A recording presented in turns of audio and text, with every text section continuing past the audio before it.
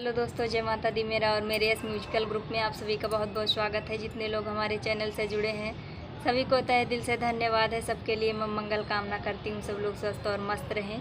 तो एक मैं बहुत ही प्यारा पति पत्नी का नोक झोंक चुटकुला गीत लाई हूँ। जैसा होगा आप लोग कमेंट में ज़रूर बताइएगा। अरे बाहे पूरे वैया के लहरा हो रतिया सोई गए सैया, बाहे पूरे वैया के लहरा हो रतिया सोई गए सैया, सोई गए सैया हो सोई गए सैया, सोई गए सैया हो सोई गए भले माँ, बाहे पूरे वैया के लहरा हो रतिया सोई गए भले माँ। सासु मोरी सोवे ससुर मोरे सोवे, सासु मोरी सोवे ससुर मोरे सोवे, अरे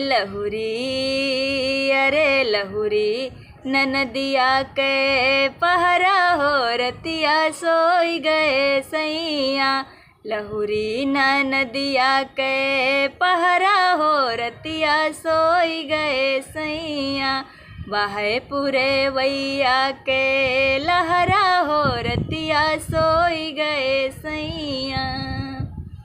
जेठ मोर सोवई जेठानी मोरी सोवई, जेठ मोर सोवई जेठानी मोरी सोवे, अरे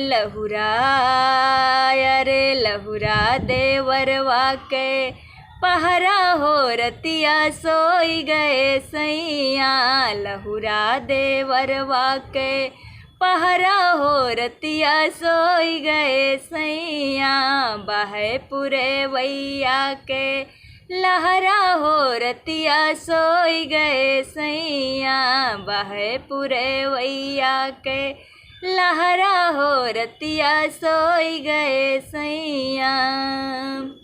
ननद जी सोवे नंदोई मोरे सोवे, ननद जी सोवे नंदोई मोरे सोवे, अरे रतिया सवतिया के पहरा हो रतिया सोई गए सैया, रतिया सवतिया के पहरा हो रतिया सोई गए सैया, बाहे पूरे वैया के लहरा हो रतिया सोई गए सैया, बाहे पूरे वैया के लहरा हो रतिया सोई गए सैया।